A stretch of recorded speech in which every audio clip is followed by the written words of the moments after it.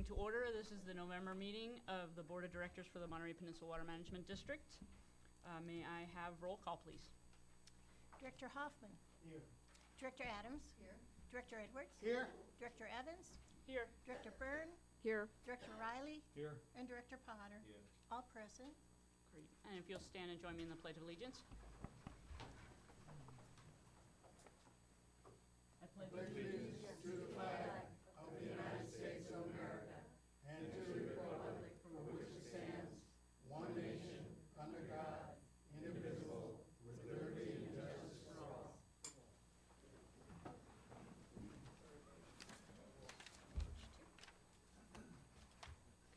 Are there any additions or corrections to the agenda? Okay, great. And we'll move on to oral communications. Anyone wishing to address the board on any matters not on the agenda this evening may do so at this time.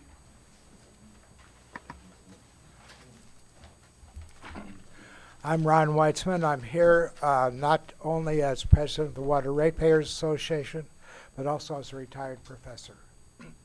Most of my work as a professor, teaching and research has been in statistical modeling and estimation. I consider myself an expert in those areas. As a president of the Water Ratepayers Association, I've been actively involved in the proceeding on CalAM's project since 2012.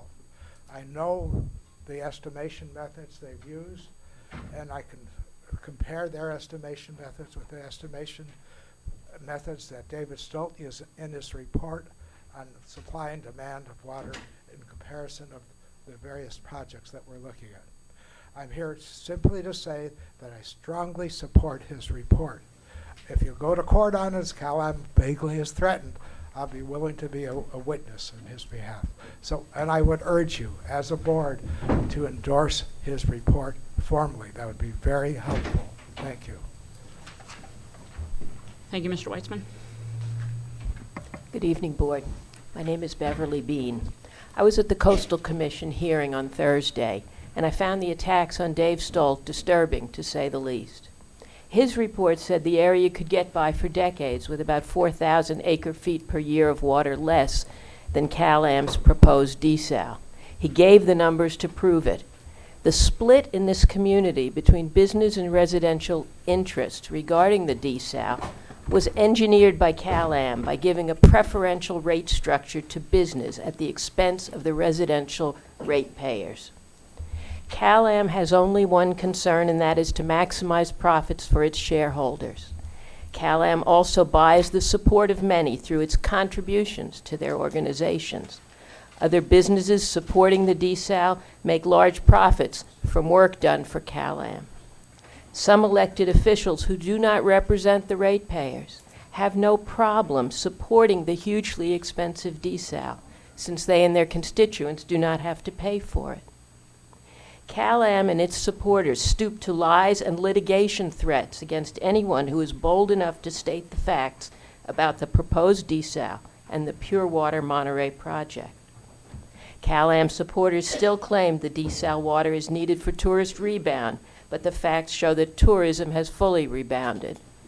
They claim that Pure Water Monterey project relies completely on agricultural wastewater, while in fact 62% of its supply is from municipal wastewater.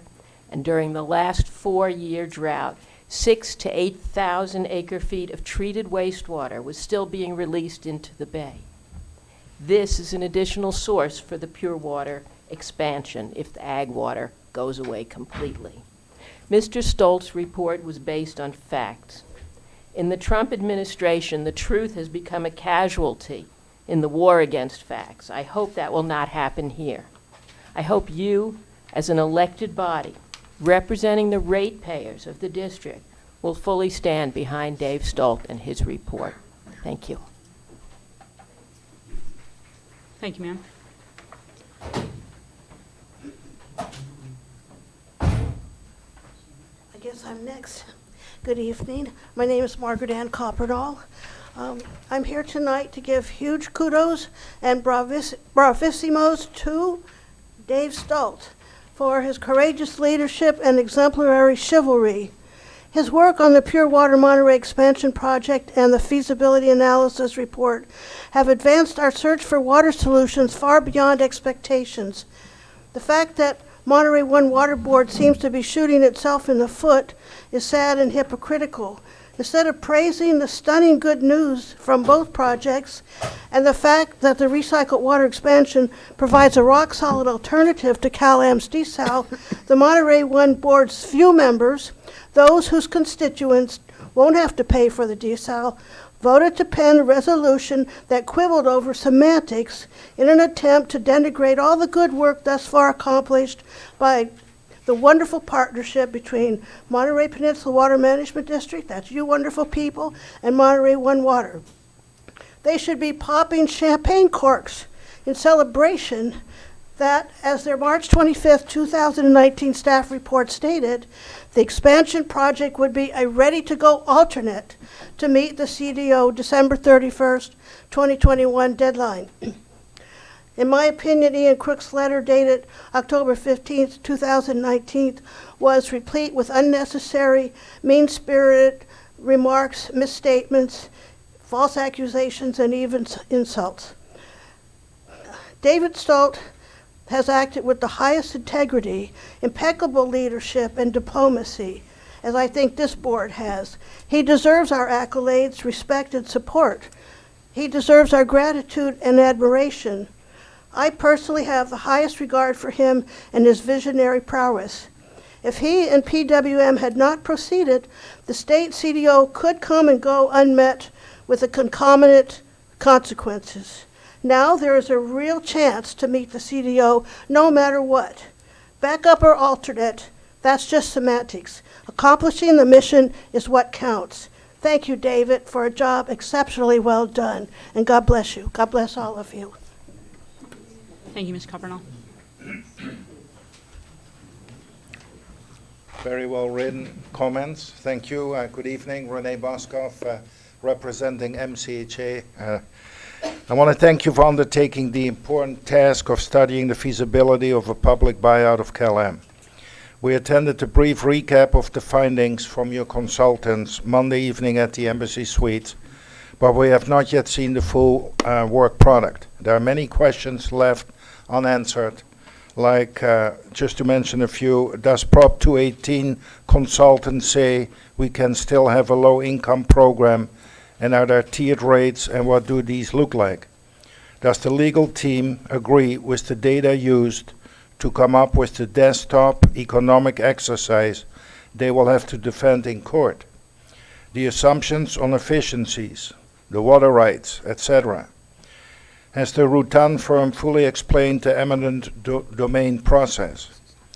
Right now, all the public has, and your board has, is the work product of one team member, which specifically states it is not an evaluation and should not be used as such, and admits it is missing a lot of information. I'm not sure how many of you have experience with taking over a business worth anywhere between 250 million and maybe as high as 1 billion. But I urge you to delay this process until the public, and more importantly, your board, have more information on which they can make an informed decision. Please remember you're working with the people's money, and as such, they deserve to know all aspects of feasibility before moving forward. Thank you. Thank you.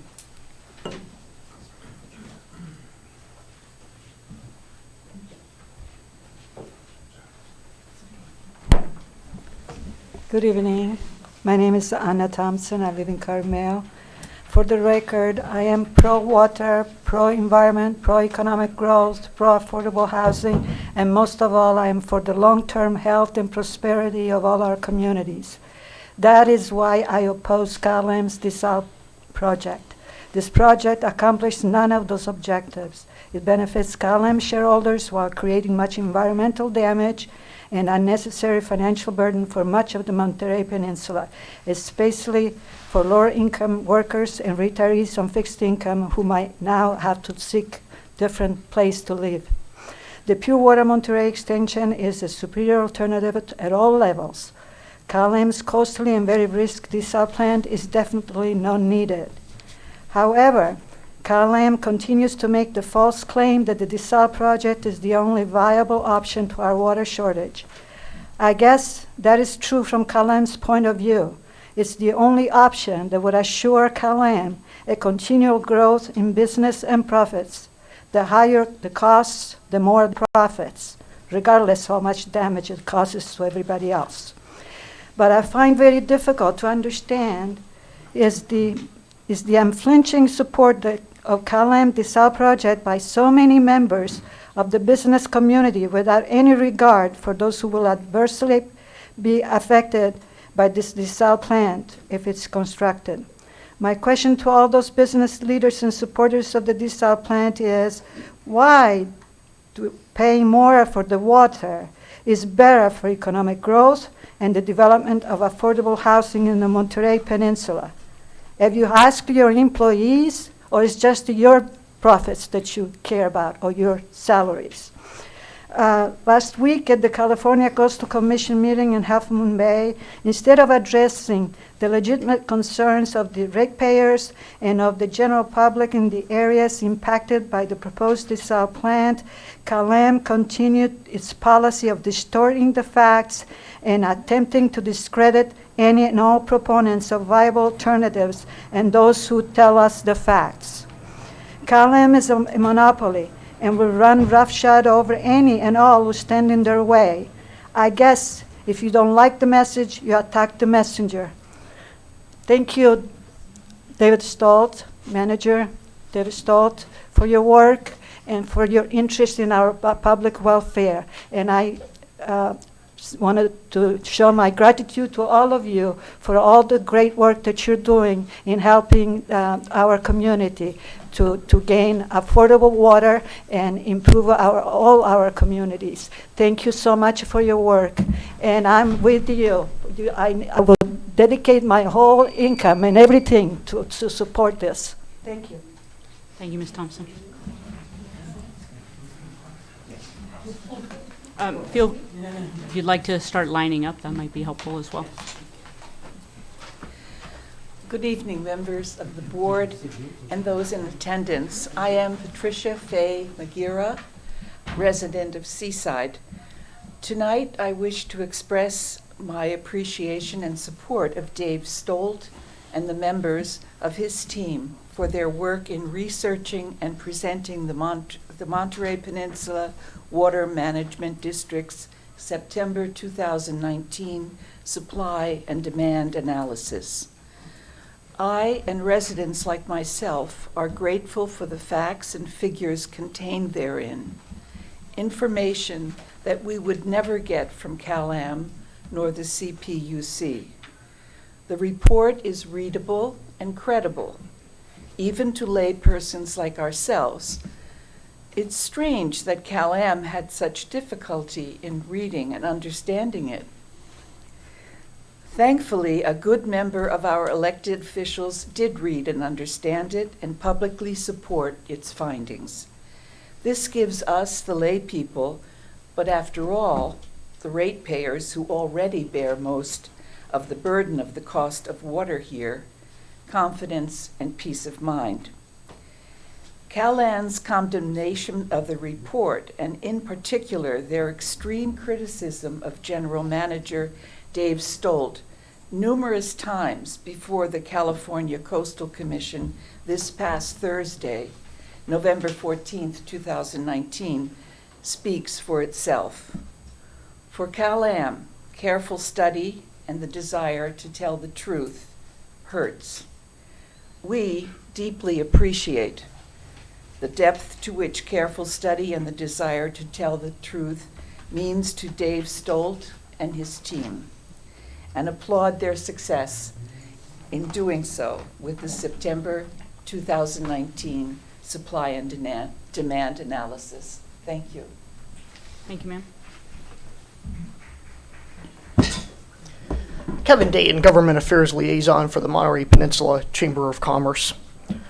I was at the meeting last Tuesday night, as you know, I spoke. I think that for me, the highlight, a great moment of drama, was when the slide was put up here showing total cost of service under CalAm, total cost of service under public ownership. Flashing up the column on the left and then flashing up the column on the right. I think there were people in the room crying when they saw that. They were so moved by it. Some issues, though, I thought about this, and a couple things is, where'd you get, they have such exact numbers on this. And I think really as you go about this, you need to realize there are going to be a lot of variables in how you calculate this. And what were these particular variables that were done, and were these variables valid or not? There were certain assumptions made of what year things were going to be done, and if you use different years, you're going to come up with different numbers. One of the interesting things was I was confused, and everybody got excited that, when this agency is taken over, that we won't have to pay taxes through our rates anymore. And I was thinking, all of our local governments they want more taxes. Tomorrow night I'm going to the Monterey City Council where they're going to put a sales tax measure on. I'm not even sure if it's appropriate to be, saying, if Caliam, we're going to be saving money because Caliam won't be around anymore to pay taxes to the people. I think the whole concept there of how that's saving money for the ratepayers is a little bit confused. Another question I had about this is I was thinking, what if you took the formula that was used to do this and created it for any industry? I hate to mention it because it was so controversial, I mentioned it a couple months ago. Could you do this with grocery stores? I would be interested in seeing somebody take any economic activity on the Monterey Peninsula and churning it through to eliminate the profit motive, eliminate taxes that the private industry would have to pay, and everything else related to that.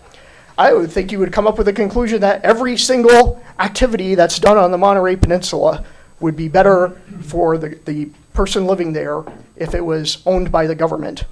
And if that's really the case, that's actually a very strong ideological position. I mean, maybe myself, I might reconsider what I believe in. Maybe I'll become a socialist, because I think this needs to be looked. And you know what? I heard the rhetoric at the Coastal Commission. You've got to be careful about who's going to be controlling this and what's going to go on.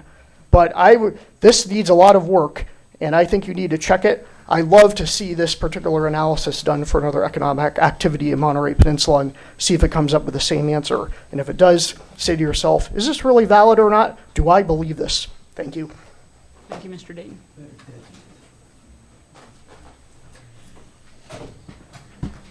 Good evening, Madam Chair, members of the board. Paul Bruno, a resident of Monterey. Here to talk about numbers. Believe it or not, there were some numbers bantered about during the campaign. Here's a flyer by Public Water Now. Caliam's rate base value is $125 million. 2 times the rate base would be the typical purchase price for a corporate utility. $125 million times 2, $250 million. Anybody here today think Caliam's going to sell for $250 million? Not a chance. So let's go a little further into the numbers. Please recall that Caliam gave a presentation entitled The True Cost of Condemnation. I have a slide here today that was presented at that meeting. The slide is titled Large System Valuations, and it shows the difference between government valuations and actual prices. There it is. There are 5 examples on this page. Let's focus on 2 of them. For the Jamaica, New York system, the government bid was $63 million. It went for $148 million, a 2.35%, 2.3 times as much as the original estimate.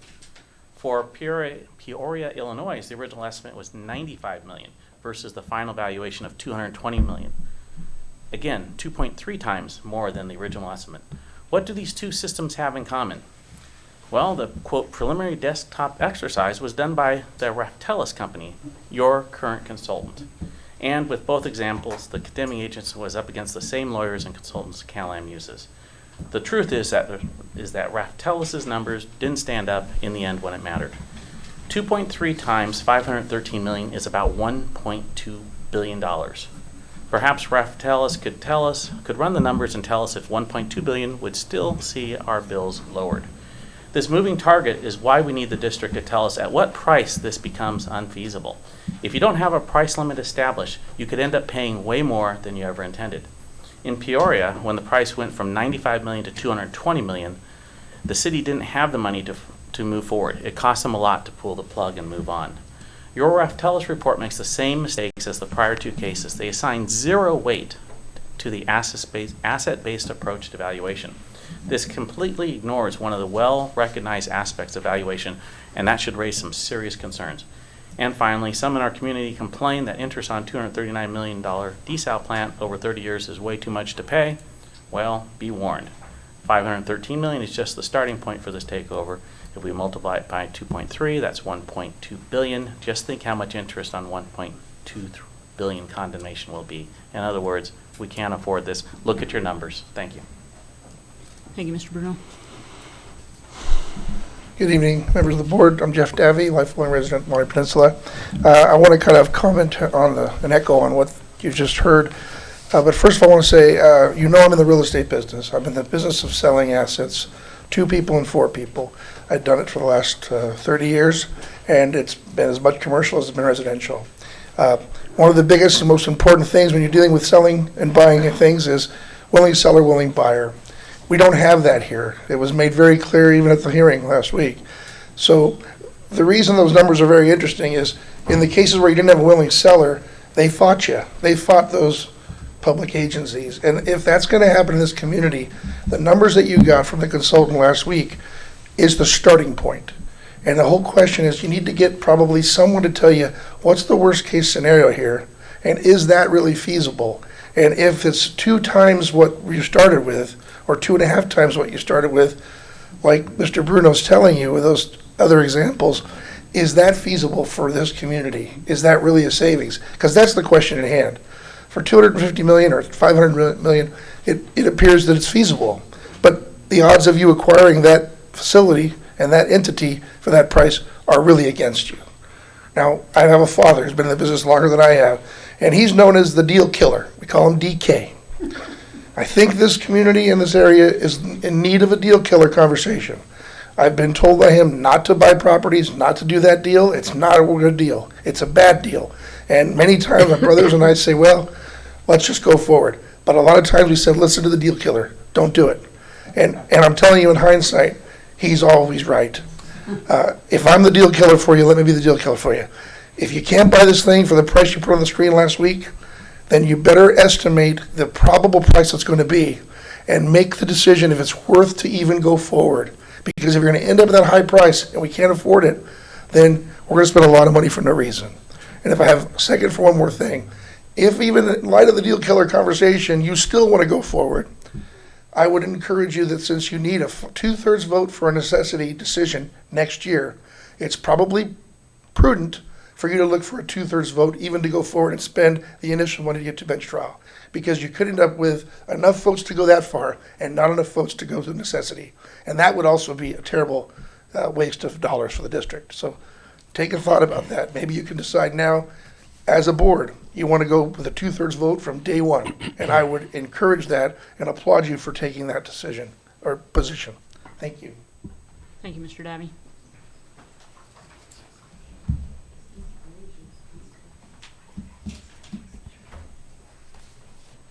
And now for something completely different. Dan Turner, Monterey. The Coastal Commission staff report recommending that its commissioners tell Cal-Am to take a flying leap with its desal plant was released on November 4th. And the next day, the PUC called them up and said, hold the phone. We just found some technical concerns.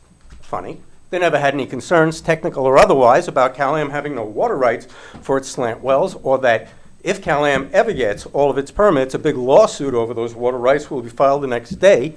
Nor did the PUC have any concerns about Cal-Am slant wells would cause so much saltwater intrusion into Marina's aquifers that the Marina Coast Water District would either go bankrupt or have to buy very expensive desal water from Cal-Am. And so the Coastal Commission agreed to postpone its decision on Cal-Am's slant well permit until sometime between now and March. It would have been unseemly for the Coastal Commissioners to ignore its staff report and approve Cal-Am's slant well permits last Thursday. All this stuff about technical concerns is baloney. What is really going on here is buying some time to convince the Coastal Commission staffers to revise their report to say something like, well, when we took these new technical concerns into account, we realized that, although Cal-Am's desal plant isn't a perfect project, we now feel that it is the best alternative. Again, it would have been unseemly for them to revise the report before last Thursday. The PUC will point out to the Coastal Commission staffers that people are fired from these regulatory agencies all the time, and that if they want to continue to work there, they better do as they're told. Our political system has been completely corrupted by money in the form of our legalized system of political bribery we call campaign contributions, and the resulting capture of the regulatory agencies by the corporations they are supposed to be regulating. Cal-Am has paid a lot of money to the Democratic Party of California. No point in giving money to the Republicans in California. For the express purpose of having regulators appointed who will vote in the best interests of Cal-Am's profits, and I'll be very surprised if these impertinent Coastal Commission staffers can't be made to see the light. You know, though, cynical as I am about the corruption of our political system, even I find it hard to believe that the Coastal Commissioners will have the chutzpah to give Cal-Am its permit.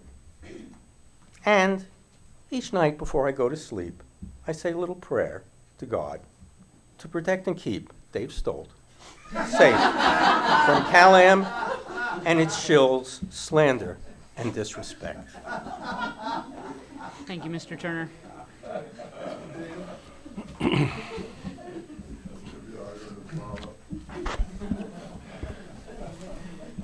Good evening, Michael Bear. On Tuesday at your special meeting, I suggested that Cal-Am was going to play hardball.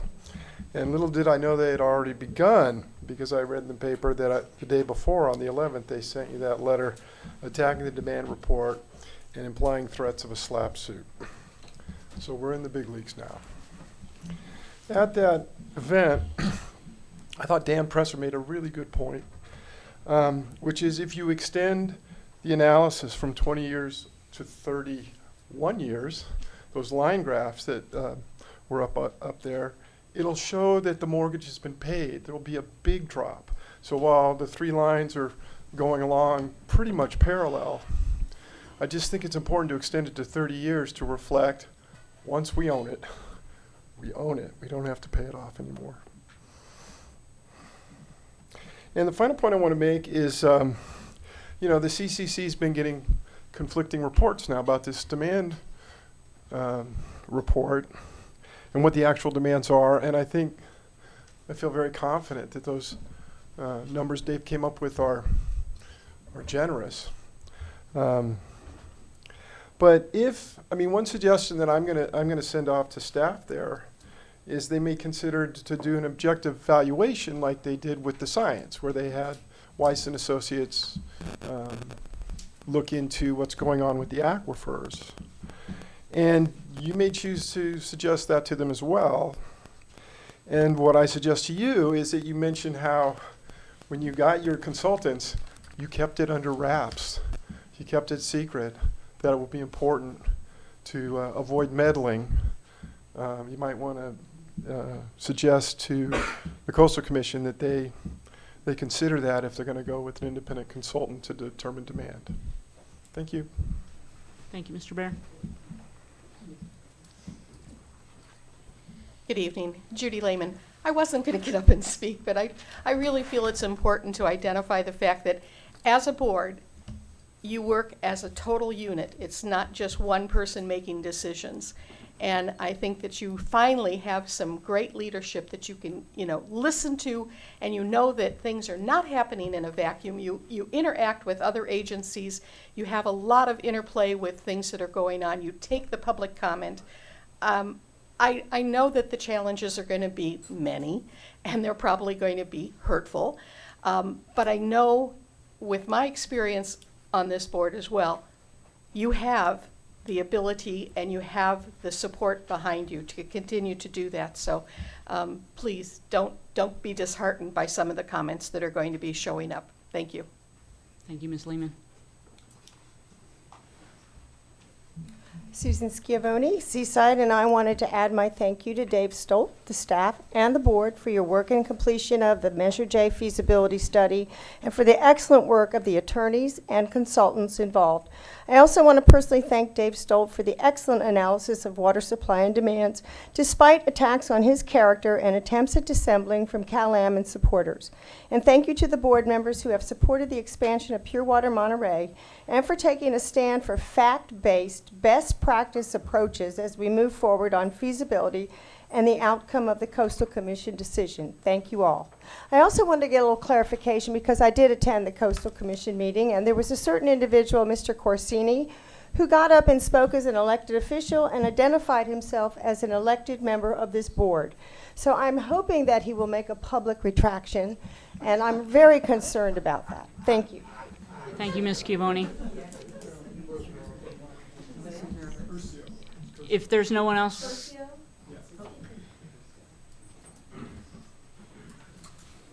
Melody Crislock, Public Water Now. Thank you so much to this board for carrying out the will of the voters. 24,000 people, really thank you for doing that feasibility study and getting the facts for us that this is a feasible, doable thing to buy out Cal-Am and see the end of this blight in our community. I wanted to point out, since someone else wanted to try to say that, oh, public agencies always estimate too low. The only buyout Cal-Am in recent history was Felton. Well, the private company started with $46 million for that. It ended up selling at $11 million. So it usually goes the other way. And remember, a jury will decide the price. It's not up to us. And I'm hoping they'll decide a fair price. I'm also, why is everyone questioning Dave Stolt's numbers and not Cal-Am's? Nobody was questioning Cal-Am's numbers all this time, except for a few of us behind the scenes, but the motivation here is so blatant. Cal-Am stands to make $120 million over 30 years on this project. Dave Stolt doesn't stand to make anything on it. So whose numbers are more likely to have integrity behind them? I mean, no one seems to be noticing this. Comparing Cal-Am's numbers and Dave Stolt's numbers is not really quite equivalent. I hope this board will move forward and, as a board, endorse this supply and demand report. It is great to have the real facts out there and not dealing with the CPUC's distant analysis of how much water we need. Cal-Am will continue to say it's not enough water and it's not drought proof, and I don't know what's the latest line they keep using. But as we learned in Measure J, Cal-Am's whole approach is a lie repeated 1,000 times. That is what you do when you don't have the facts on your side. Thank you so much, Dave Stolt, for that report. It was a breath of fresh air. thank you, Ms. Crislock. Phil Wellman, Public Water Now. And just as some folks have chosen to go by the tenet of a lie repeated 1,000 times is the truth, I watched Dave repeat the facts thousands of times over the last couple years, and it's amazing to me what an impact that has had on the dialogue in this body and amongst this group. I was further sort of amazed by the comments of the chair at the Coastal Commission last week about how calm the proceeding had been, that it was a no emotion event. That people were basically, they were delivering the goods, whether we liked them or not. They were delivering what it is that they had to say. And, it's interesting that earlier on in this process, I've been involved in this process with my wife now for 5 years. And certainly it has been an emotional process at times, up and downs, hating, loving, this guy's awful, that guy's a crook, and so on and so forth. A lot of that. And I would remember, meeting at the Monterey City Hall at the end of some of the sessions down there, and Melody and I would be standing next to Dave, and Melody and I would be hoping for some comment about Dave, one way or the other, about the players in the room, sort of hoping, can we get Dave to sort of support ours? And he never would. He was always Switzerland. He was, he claimed Switzerland is his throughout the entire process. So thank you for playing the Swiss role. Much appreciated. Thank you, Mr. Wellman. With some ham. I know this is probably going on longer than you had expected or hoped, but I did want to add my thanks to the board. Could you please state your name? Oh, sorry, it's Thank you. Marley Milton. Thank you, Marley. I did want to add my thanks to the board and the staff for the professional, well-researched, and fair-minded report that you've produced, showing both Cal-Am desal and pure water Monterey expansion can meet the peninsula's water need. Then I saw Cal-Am's letter about the flaws of the report, and I was even more impressed with Mr. Stoll's calm, polite phrasing as he point by point refuted each of the inaccuracies in Cal-Am's false claims. Last year, Cal-Am spent more than $2 million trying to frighten voters. It didn't work. Spending from Yes on J was less than $180,000 and a lot of shoe leather. Because people want affordable water delivered in ways that protect the environment and the interests of ordinary people. Now, I want to say that in my career, I've been friends and colleagues with some of the people who are most adamantly in favor of desal. And I still like them.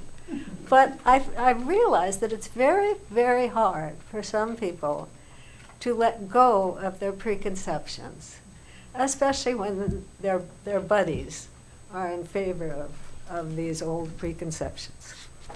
So if there's some who might try to frighten, bully, cajole, or manipulate any of you or your friends or colleagues and on other boards into believing desal is still absolutely what we need, I hope you will help them adjust their thinking to new and wonderful information. And I hope you will really stand up to them if they resort to smear tactics against talented, dedicated, hardworking employees who are definitely not biased. So please don't fall for that kind of stuff, and please do continue your outstanding work and help others be open-minded when new information, like the Pure Water Monterey expansion, opens up surprising and wonderful solutions for our water supply needs. Thank you. Thank you. Okay, if there's no one.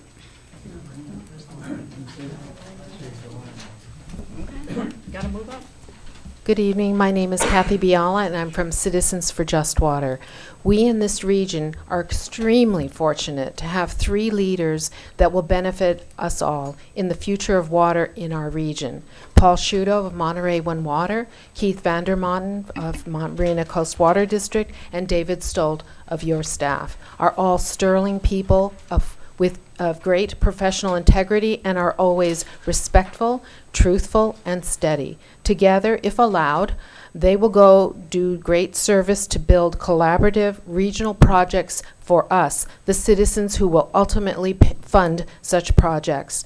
What is currently happening is that money and politics of Cal-Am and their allies are attempting to malign them, discredit their evaluations, and threaten their jobs. Haven't we all had enough of the money, power, and politics intruding on the welfare of our communities? Please actively support David Stolt and do not waver in this resolve by actively challenging the illicit forces of actions against him. Thank you very much. Thank you, Ms. Biala.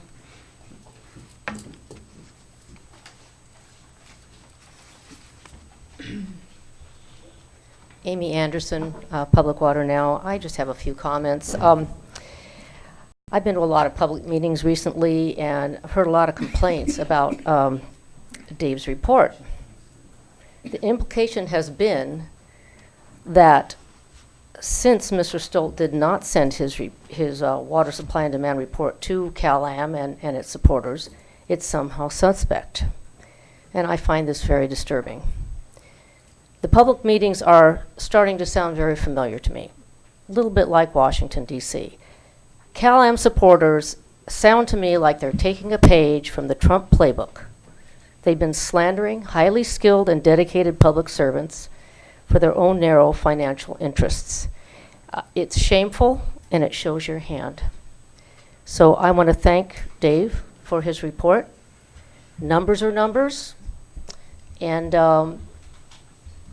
ask that the board continue to work on this very important project of supplying water to the Monterey Peninsula. Thank you. Thank you, Ms. Anderson.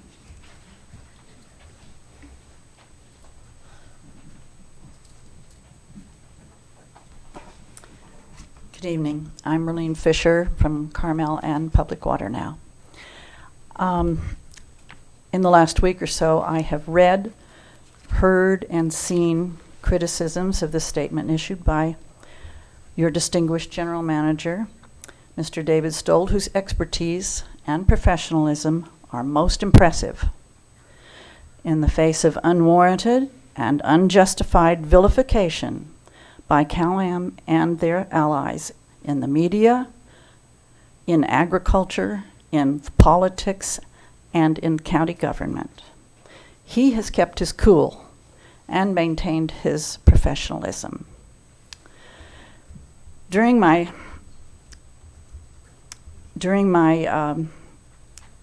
can't read it, my own handwriting. During my recent visit to the Coastal Commission on Thursday in Half Moon Bay, I actually heard his professionalism impugned.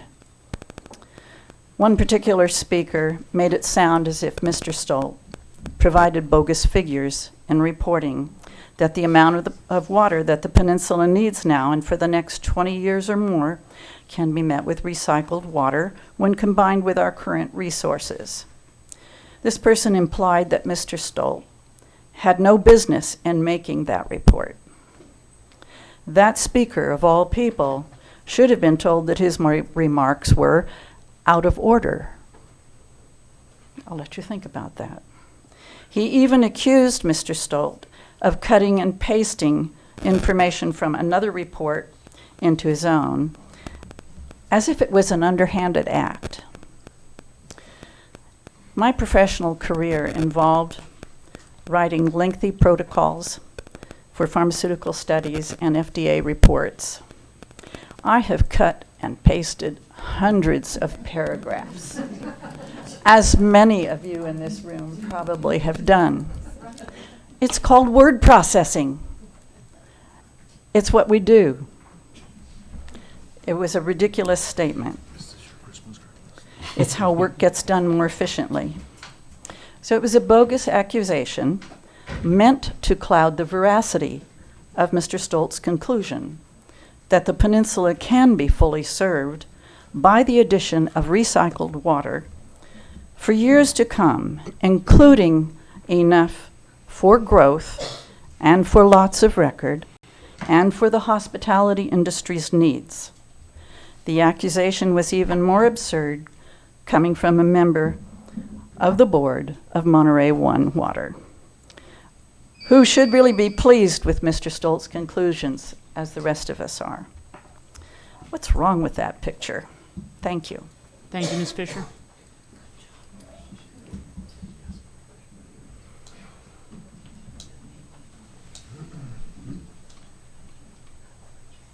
Good evening. My name is Susan Siegel. I am a hotel owner in Carmel and Monterey, a supporter of Public Water Now, and a Monterey resident. And the one thing I haven't heard, I think I've heard enough support of Mr. Stolt. I agree with all of that. But the one thing I don't think I have heard is we don't know if the feasibility study will work. We don't know if the takeover will work with the numbers that are estimated. But we do know that Cal-Am has a history of never coming in on time, on budget, and necessarily even finishing projects that we end up paying for. That's it. Thank you, Ms. Siegel. Thank you. Is there anyone else wishing to speak?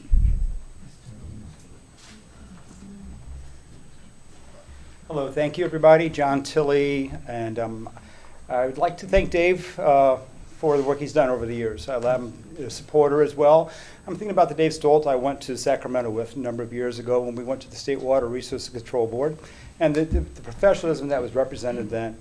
And we had to go to the State Water Resources Control Board to get them to approve certain draws off the river, as I recall it. And we were going for 8,310 acre feet. And you were lobbied with us, Dave. You pursued that number with us that included the 500 acre feet bounce back for tourism. And that's the Dave Stolt I would like to thank for what happened back then. And that was all part of, at that time, the work that was being done in Sacramento, when the EIRs were being done, when many people had a chance to publicly comment. And it was done in testimony time after time that the numbers that were used to develop the water supply project were fact-based and had a chance for community input. At this point now, there's many new reports that are coming out, and a lot of them are disputing the work that was done in Sacramento, the work that included the work of Dave Stolt and many other people. One of the items that did come out recently was the water and demand supply project, or the figures. Interesting topic, really a conversation piece, not really something that was feted in the public forum. One thing that was more of a public document was the EIR that was done next door, Monterey One Water, a 56-page document that indeed was shrunk into a smaller item and included some conversation at the very bottom, some conclusions that were not part of the original report, but were developed independently and slipped into that document. It was very concerning to see that happen, since the conclusions were not part of that EIR report, but were indeed something that was added outside of that report's writing. It was an opinion that was inserted into the document that I believe should not have been there. You have some very serious documents coming out now, including the feasibility study. Please make sure that the documents that are being released are fully accurate and represent not just the wishes of what you want to see happen, but are actually documents that everybody can use to make sure that the best decisions are being made. I'd hate to see that these documents are being slanted toward the outcome you're looking for instead of the reality of the situation. There's a lot at stake here. Obviously, there's a lot at stake. So let's make sure that we're all working with a good set of documents. Thank you. Thank you, Mr. Tilley.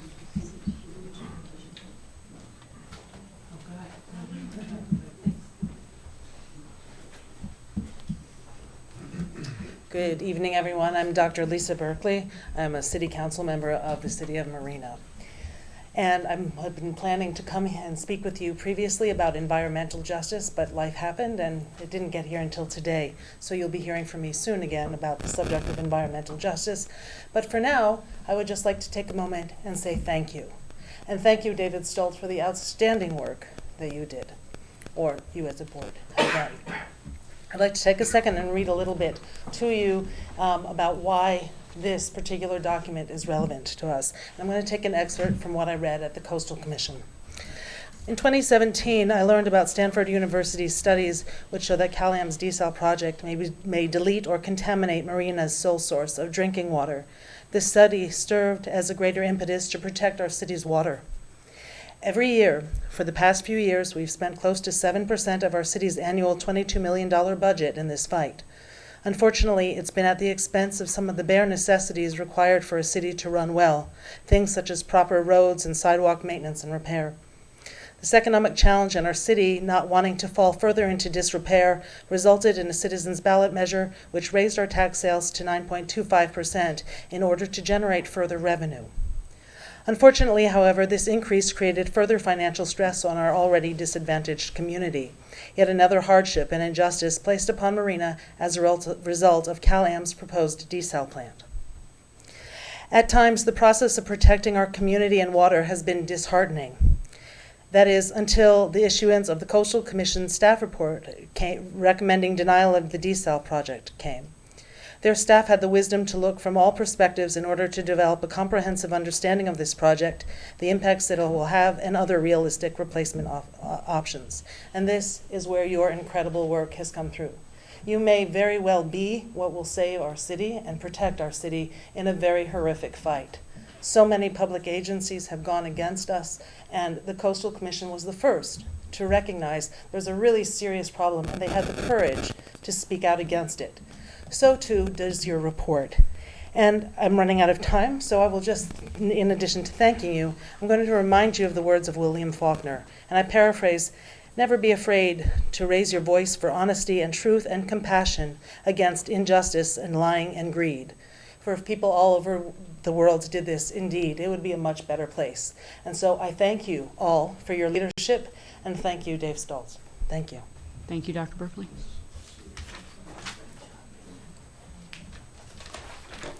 Good evening. I'm Margaret Sednan-Benetti, and I am president of LULAC, Monterey Peninsula 3280.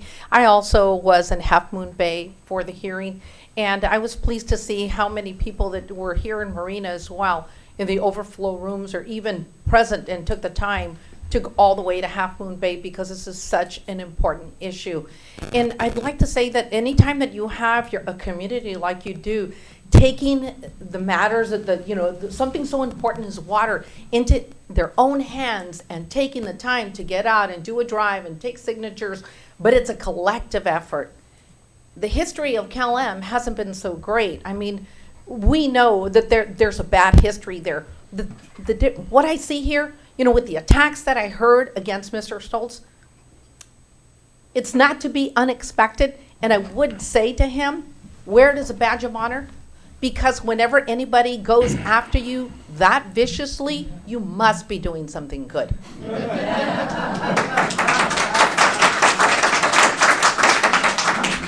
I'd like to commend you as a public servant for doing the job that you're appointed to do, and not the job that some would like for you to be paid to do and represent a small 1%. As opposed to a 99%. The people that you have here, the people that you have in your community, that you recognize the environmental justice, you've taken a look at all of these things. And so stand fast, support his report, do the work that needs to be done. As far as those who stand to profit, they're going to kick and scream, because you know what? When people are pushed in a corner, their nails are going to come out. And that's exactly what's happening here. And so usually those are the last steps that you see prior to doing the real work that needs to be done. So thank you very much. And again, I commend you. Thank you very much. Seeing no other speakers, I will close oral communications and move on to the consent calendar. Madam Chair? Yes. Just wanted to quickly address 4 items that came up. Renee Boskoff raised particular questions, and so we're still transcribing the questions from the night of the presentation. We'll add those questions to it, as well as some written questions that have come in, and we will prepare a written response that will go up on the website. We all kind of just check off Mr. Curcio's statement at the Coastal Commission as nerves, no harm, no foul. John Tilley does now have a final version of the memorandum on behalf of the Business Coalition, which better attributes everything, including where excerpts came from. And Kevin Dayton showed the bar chart. I'm pretty sure at the presentation I said, don't pull any numbers from this bar chart, go to the exhibits from the actual consultant, because the bar chart's there for demonstration purposes. I just want to reiterate that, because if you look at them, the math doesn't perfectly line up. It was more of a visual. But there are the exhibits in the report that are the substantive outcomes on that. Okay. Thank you.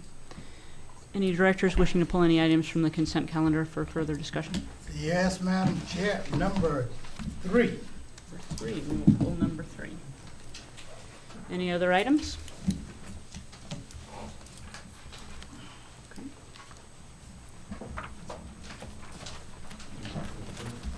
Second. Okay, we have a motion, Director Potter, and a second from Director Riley. All those in favor? Aye. Aye. Any opposed? Okay, motion carries unanimously. Item number 3. So do you want to clarify your question, or what would you like to hear from I us? just want to know, is this the final number that we going to have to spend? Y'all should, we just went through this a few months ago. Yep. And we're back again with it, so come on up and talk to Director Edwards. Come on up. Madam Chair, Directors, Larry Hampson. So this item is to ask for additional funds to complete construction at the Sleepy Hollow facility. So what I want to point out is, and of course we're asking for $134,500 in additional funds. And that would be to complete approximately another $185,000 of work to finish out the project. And for much of the work, this is a result of the commissioning of the facility, and we found this is a very unique facility, very complex design. I don't think anybody's actually designed and built a facility like this. So there's a little bit of inexperience there. So most of the ask is for things to finish up the project. Some of the ask is for items that are deferred maintenance, for instance, repairing the cooling tower fan. And so on page 17, I think, of your packet, there's a table showing additional change orders. So we've got $13,500 to repair the cooling tower fan that was damaged from a piece of steel that dropped into the cooling tower after it rotted. The fan spins at about 750 RPM, so it was like throwing bullets at a fan. The largest expense here is to add a roof over a couple of the tanks, and that's because the facility is situated in an oak forest, and once we got the tanks up, we looked around and went, oh, we have open tanks, and we need to stop debris and leaves from getting into the tanks, and so that is an expensive item. There were things such as walkways inside the building that weren't part of the design, but we need some walkways to walk over the pipes, which the walkways need to be about as high as the tables here, because the pipes stand up about this high, and we need to move around the building. So there's some safety features that we want to add. We realized we need to get up on the roof of the building. It's a 30-foot by 50-foot building. We should have a cage with a ladder, a safety cage for employees to access the roof. And so there are a number of items such as those for safety and effectiveness and in finishing up the project. In answer to your question, is this it? Yes. I believe so. Do you need more time to go out there and make sure? We need to. We have started operating the facility. I've personally operated it for probably about 25 days. There are some things that have not been brought online yet. There's a programmable logic controller that's not online. I don't anticipate problems with it, but once we program everything into the facility and we start operating it 24 hours at a time and trying to determine, we're trying to break the facility before we put fish in it. I have put in under change order 28 some additional funds to cover any costs that may be associated with things I just don't know of yet. So this is a learning process. We're commissioning this facility and finding out if the design really works, what doesn't work, and what we need to make it fully operational. Okay, so we got it running, be running this summer, coming this Absolutely. Next okay. We want this running by fully operational, 24/7, be able to walk away and access it from the internet by like March. Okay, the $257,000 we haven't spent yet. So there was additional 134. Currently the board has authorized $257,000 in contingency funds. That was the last one. Total, well, that was 2 authorizations. The initial construction with the contingency and then an additional contingency funding of an additional $100,000 for a total of $257,000. Of the authorized funds, there's about $50,000 left.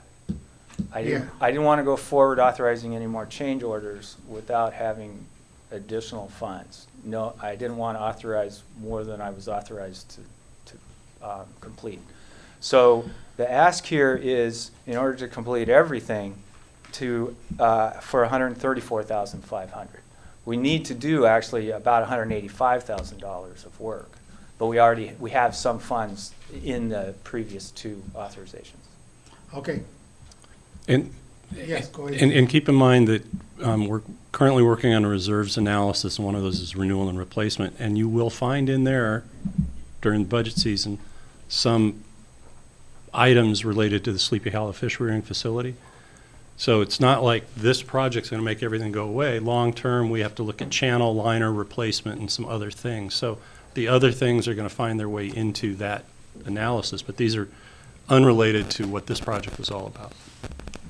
Okay. Thank you. Larry? Comment? I was going to ask if any other directors had questions. No. Okay, then I will open it up to public comment. If anyone wishing to speak on this item. Okay, seeing none, close public comment and bring it back to the board. I have a comment. I just want to point out, then, it is in the staff report, $1.8 million is a reimbursement piece to this project. So even though they're large numbers and they keep kind of moving around without settling down, I just wanted to point that out, that there is a reimbursement related to this project. Thank you. Move approval. Okay, we have a motion to approve from Director Byrne and a second from Director Adams. And on the second, I'd just like to say that I want to take some words from the chair that she's told another agency, we're not an ATM. Now, she said that very good over there, and she said that to another public agency. And I want our agency to know we're not an ATM. So please, if y'all need to check again before mid-year review, I was going to deny this, but I think you're there. I think you're there, but check before mid-year review so we can get it all done, so we can finally get out there and see it. Thank you. I hope it be on time. Thank you.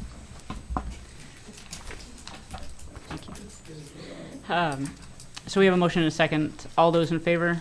Aye. Any opposed? Motion carries unanimously. We'll move on to the general manager's report. Well, hopefully this will be quick because we're 1 month into the water year, so there's not a whole lot to say, nor are there a lot of trends to analyze. Suffice to say, on the Carmel River withdrawals, we're below target, but you will see kind of a recurring theme here. The actual for this year is above the actual for 2019, so we're up a little bit. As you will see, that's because we had no rain in October as normally we would, so I'm sure the irrigation load was up a little bit.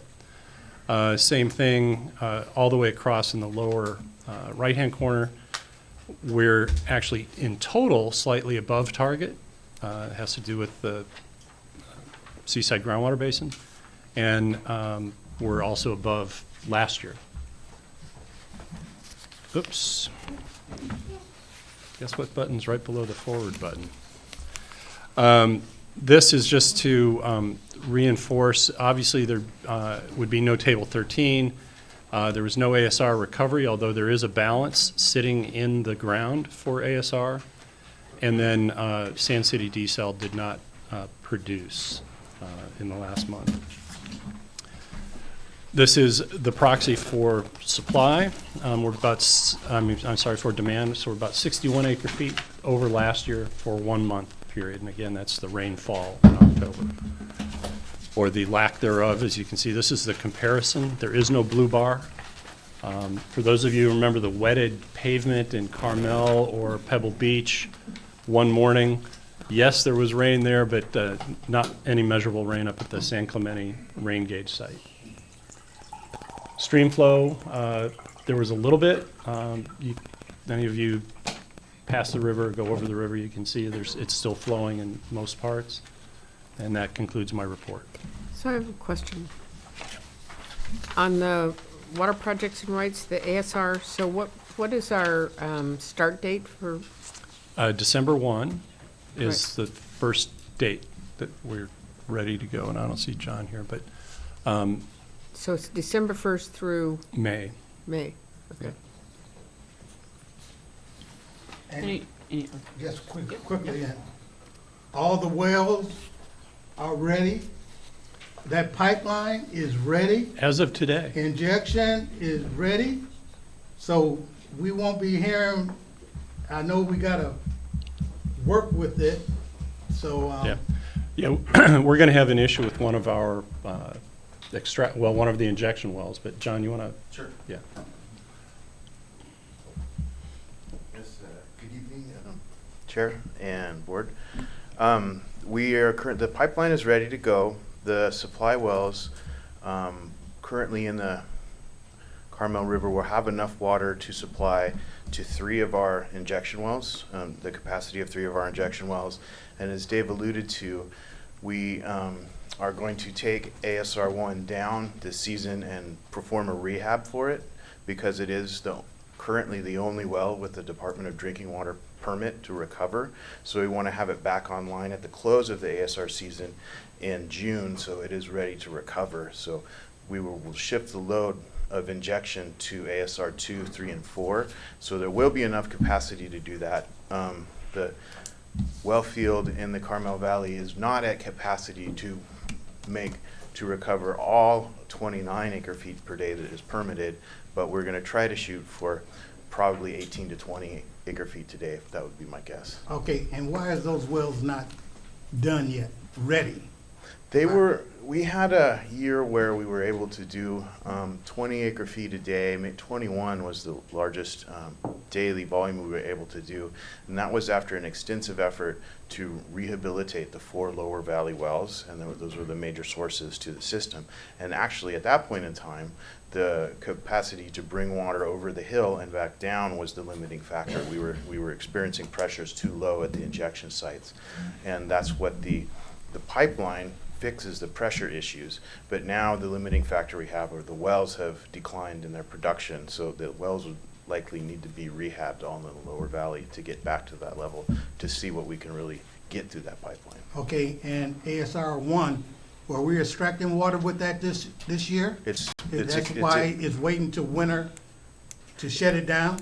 It's extracting, and it has been extracting for the last 3 months. And we are waiting till winter as demand drops and as river flow comes back up, we exit what's called the low flow period, and then the quarterly water budget, which we went through together, shifts the pumping back to the river, and then we shift off of ASR1 and we move our rehabilitation crew in and rehab the well with the goal of having it ready for spring for recovery.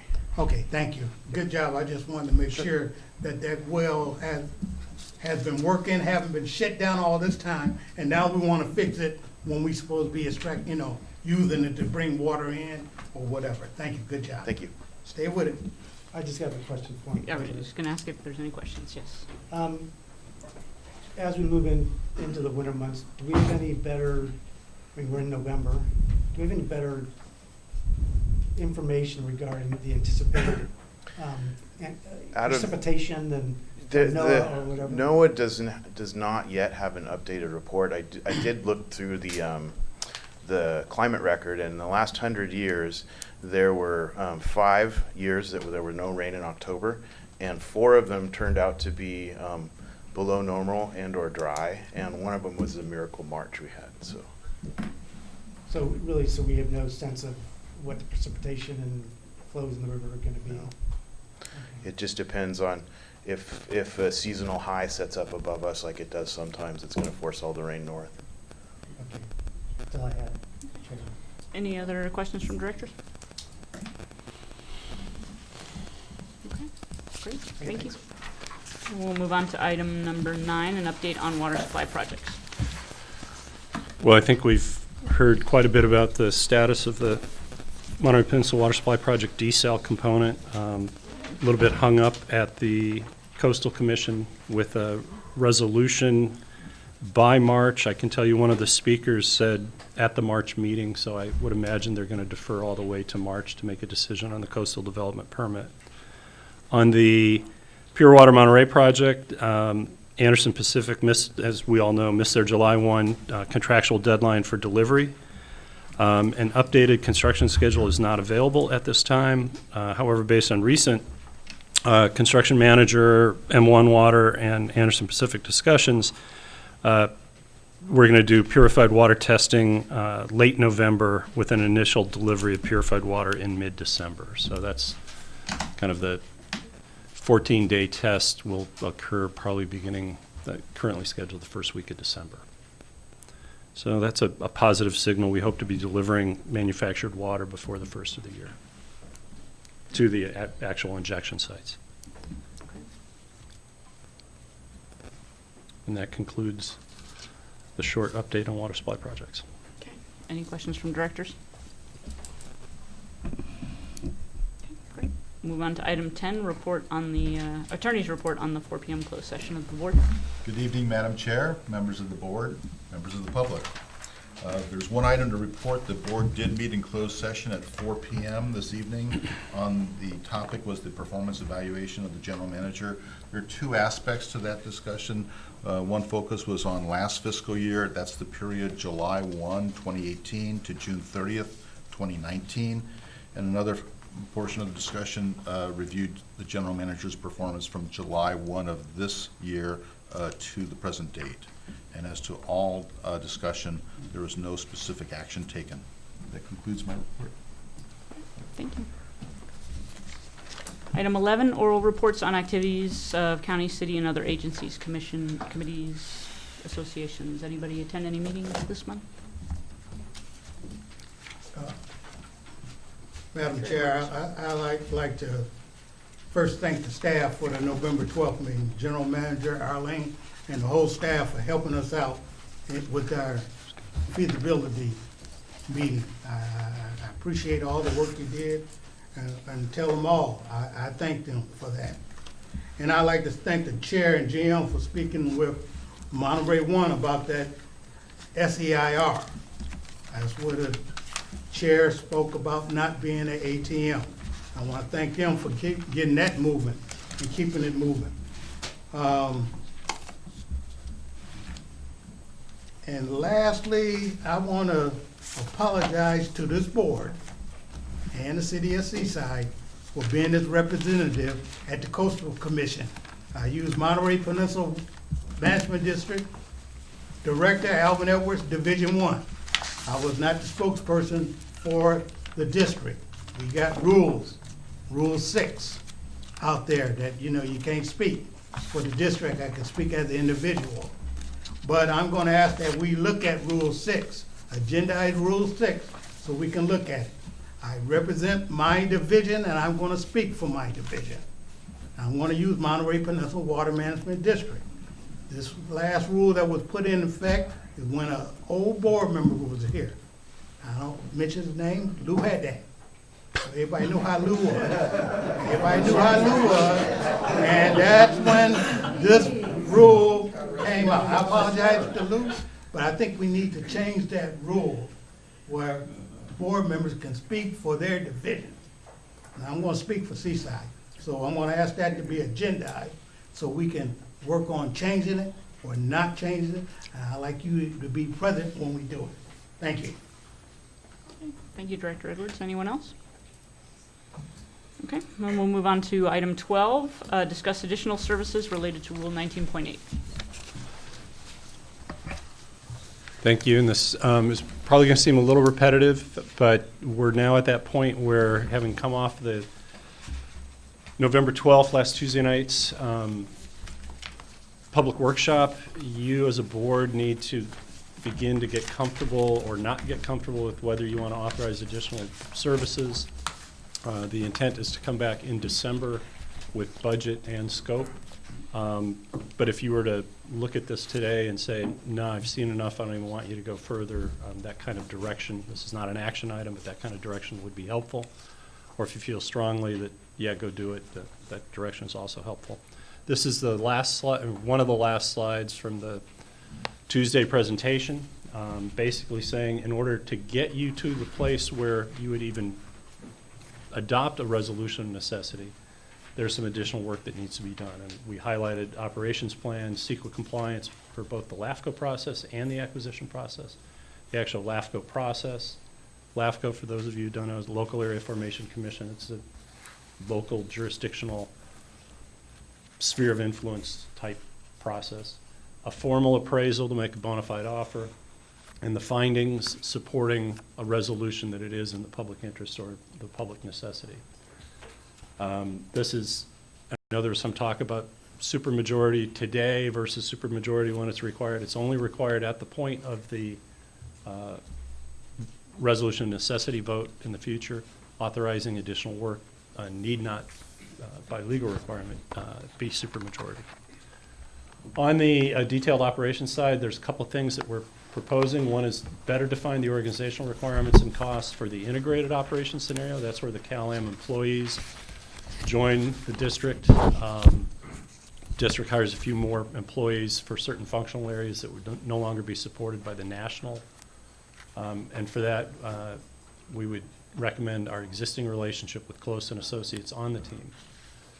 Then we would like to look at receiving some pro forma operating agreement, costs, risk allocation for third-party operations, looking at the water system and desal plant separately. In this case, we would recommend sole source for a small contract, knowing that these providers would not have any different strengths or competitive advantage to a full bidding of it should we end up as owner and going down this path. And I say one or two operators. There are firms that are specifically capable at operating desalination facilities and do so all around the country. And then there are those third-party operators that are pumps and pipes and water quality folks. And so may want to look at these separately. And with your approval, we would cost that out and better define the scope. And then this one has come up. It was not covered in the report, but there's been some discussion about looking at joint operations. In practice, there's not a whole lot of economies of scale because they're pretty much stretched thin. The idea would be, hey, you could cross-train and have a guy work on a pipe that's a wastewater pipe or a water pipe. But organizationally, there's a great deal of potential. You know, they've got a fleet management services, as do we on a small scale, but they've got HR. You know, there's plug-and-play organizational reasons. So it'd be something where we'd reach out to Monterey One Water and just test the waters and see if there's any interest looking at a potential partnership. So that's the detailed operations plan. The next is dealing with LAFCO. We've got some mismatched boundaries that the recommendation of the attorneys is to fix. So down near Yankee Point at the south, there's a little tiny portion that's outside the district. Off of Lorella's grade, there's a piece of the Hidden Hills system that's outside the district. And then there's a little portion of the Toro district that's inside our district. We don't have to do anything with that to specifically carve themselves out. We just wouldn't identify any of those assets in the acquisition. And this is just looking a little closer. Yankee Point is on the left. It's about 31 or 33 lots, separated basically by an arroyo, a creek bed, from the rest of Yankee Point, which is not connected to the main system. And then Hidden Hills, I believe it's only 8, 9, 10, 11 parcels that are improved parcels. And then there's some parcels that are not improved that have no connections on it. Then on the LAFCO process, that's simply just adjusting the boundaries. That's something we would do in-house with staff and the district council. CEQA, we need CEQA expertise for both items. That would be led by general counsel. And then I think we would do an RFQ soliciting competitive bids based on scope of service from some of the local environmental consulting firms. Formal appraisal, we need to consult with the eminent domain attorneys, determine a role for Raftellus and/or a certified appraiser. The certified appraiser approach would either be all-encompassing and then take Raftellus's work and locate it in. By the way, earlier one of the speakers said this was just one of the team's report. Trust me in that they work directly with the eminent domain attorneys, with the investor-owned utility consultant and the investment bankers. It was very team-oriented, so all of the inputs were vetted. So same type of thing would happen here where we would say, all right, what's the best approach to getting to that bona fide offer?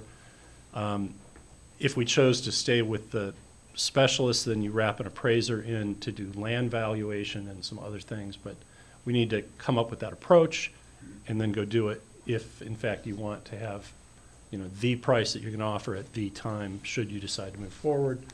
So that would be Rutan and Tucker under their existing contract or an amended contract, Raftellus with an extension, and then probably a sole source contract appraiser because there's very few who do utility acquisitions out there, two of which are already wrapped up by folks on the other side of this negotiation. And then findings of public necessity. This is going to be a heavy lifting effort, historical documents, interviews with staff and others, and then carefully constructing the documentation so that it can support your resolution. Mr. Laredo's firm's already done a little piece of work, the factoids work. It's got to be repeated off of several other major documents, looking at things that become findings. And then also eminent domain attorneys would be working directly. So it's a combination of staff, the attorneys, and then some, we'll probably bring in some of our former staff for interviews and just try to debrief them on certain things. And then finally, we've identified, and this was actually mentioned earlier tonight, we may want to do a rate study, preliminary look at rate structures on a Prop 218 world versus a PUC world. That would be Raftellus under an extension of the existing contract, using Michael Colantano on Prop 218 issues. And then there was a discussion about low-income assistance programs. Again, that's primarily staff with the other attorneys and again, a Prop 218 attorney. So we do want to at least have a preliminary look so that you can, you know, ask simple questions. Hey, it saves everybody money, but what's it do to the rate structure? Or if steeply tiered rates remain in place through a new water supply by the time we get there, what's our ability to mimic those rates or make sure the first tier doesn't change? You know, some of these things that are rate related and ratepayer related versus overall cost of service related. So here we are on November 18th, where, you know, if you want us to keep going, we will go out and better refine the scope and ask for budgets, and then bring it back at the December 16th meeting with a target for roughly August, September, to be in a position to actually look at what you have in front of you and decide if you want to go any further. Question? Yeah, questions. So each one of these items will affect the cost of the buyout. Yeah, it's all accumulating out-of-pocket costs, so, yeah. So I had asked previously about like where we stand with all the upfront costs, and I know in your information somewhere you had I don't know if it's with the contracts over 25,000.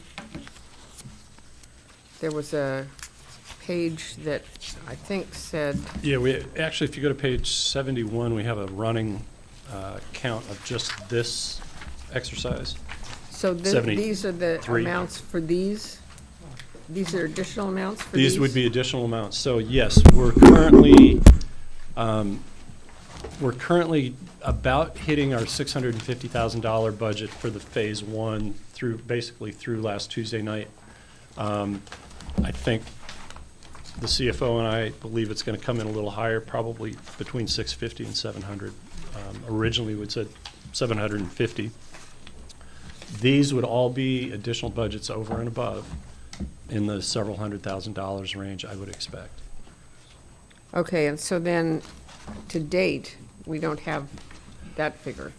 Right, so to date, at our Tuesday night meeting, I gave you a figure that we're in, I forget do you remember? 580,000 or, yeah, 580, knowing that we've got billings coming, and the next day, $38,000 invoice came in. In the contracts over 25,000, the amounts to Laredo's office was 436,957, so that wasn't included in the. Well, so for his office, on page 73 of our board packet, the amount that's allocable to Measure J and all of this stuff is Right, I was looking at page 57. Right, but that's all of his, so that's retainer, PUC services. Well, okay, so, I mean, it looked like it was all related to the Measure J, investment, owned utility, validation and cost of service. Anyway, I just want to make sure that all of the actual costs are tallied up so that we have a clear picture Yeah. of what this is costing us up front. Yep, and I can assure you that the authorization to do this additional work would push us up over $1 million of our upfront, because we're right there, as I said, at 650 to 700 as of this, the phase we just completed. Right, plus, you were saying these are the estimates on page 71, or 73. 73. Well, so it's, you got expended to date and the amount remaining, but the contract amount that sums to 650. You're right. And we're trying to see if we can't move money around between these, and we're not sure if one of the consultants is even going to send us a bill because of the way they practice their business, so. So, but this 650 is in addition to what we've already spent? No, this is what we've already spent. Already spent? Yeah. And then we would have whatever all these add up to be? Exactly, the new ones, sure. Okay. Any other questions from directors? And we're gonna have that answer on the 16th? Of December? Yes. Yeah, as best we can. If you were, you know, if there's a majority of you kind of nodding that it's worth getting that scope. If you've seen enough to say you want to keep going, then yeah, we would need to go out and get budget and scopes so that you can actually look at what we're asking. Okay, and we wanna check with LAFCO and see if we can be on time. You know, we setting these goals, and next thing you know, we missing them.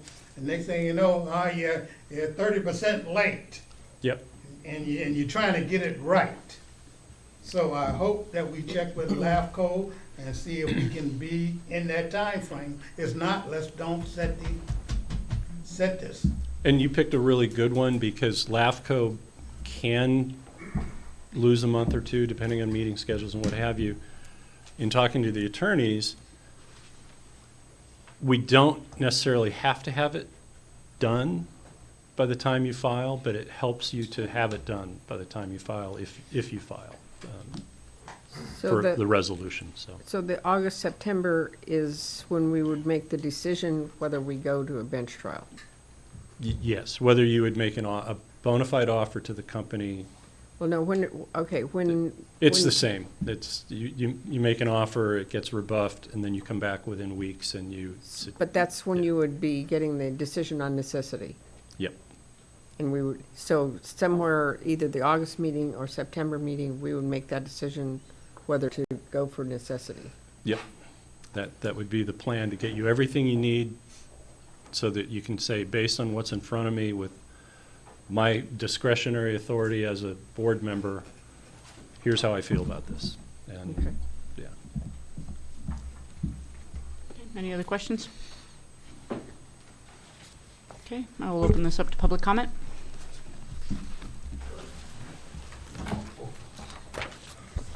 Judy Lehman. I just have some simple kinds of questions.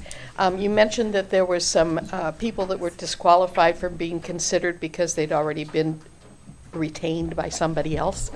What kind of conflict of interest and ex parte reporting will be available to you from your consultants that you're working with, as well as, I know the board takes it seriously if you're approached or discussing things with people, that would be reported. But I'm just wondering, from the consultant, what side of their contract do they have a responsibility to report to you that somebody other than you has been talking to them? Thank you.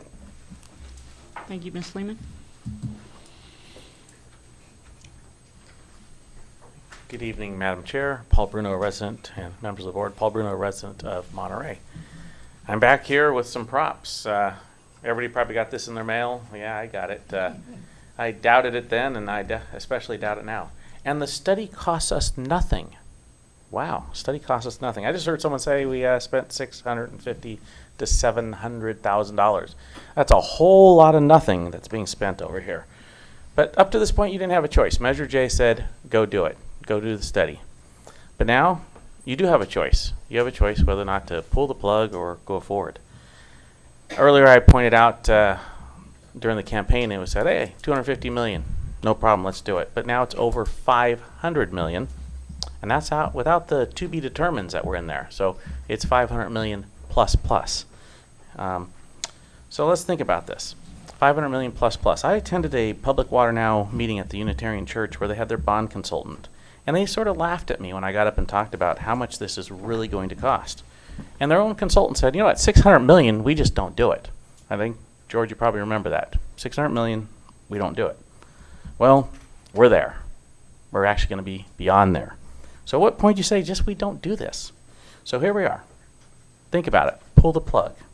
Please don't turn this into my I told you so moment, because, you know, I'll be back, and I hope not to be saying I told you so. Thank you. Thank you, Mr. Bruno.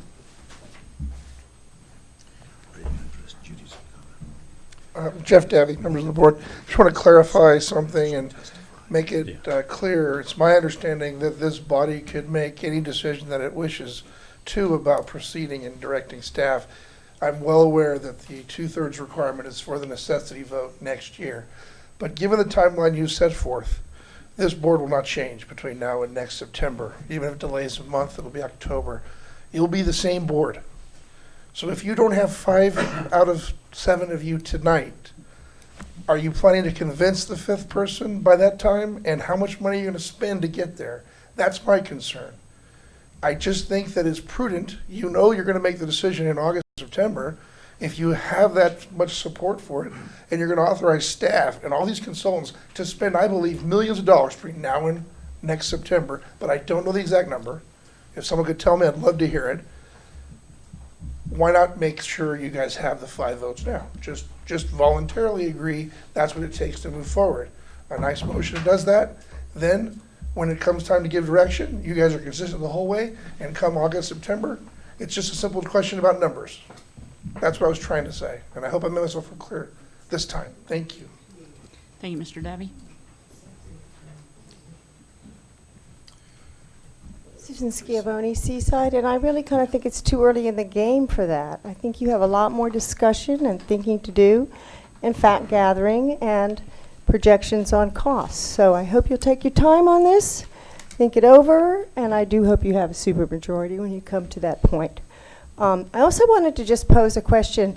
I know some organizations do get grants from CalAm to do things, and I don't know if that's something that's going to be thought about in the equation when you think about eminent domain and taking this over. Thank you. Thank you, Ms. Schiavone. Margaret Benetti. I'd like to make a comment regarding that whole make sure that you have your supermajority now. You know what, you're in a body that needs to be looking at the information that's presented to you. Whatever vote you take tonight, you're going to continue to get more information down the road. To suggest otherwise, to say that you have a closed mind, so why bother to ever show up for any other meeting? I just think that's a non-argument. So thank you. Thank you. Anyone else wishing to speak? Seeing none, I'll close public comment and bring it back to the board for discussion. Directors?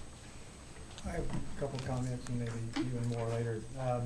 Dave, I'm trying to understand this series of maybe 8 or so questions to be asking the consultants to follow up on.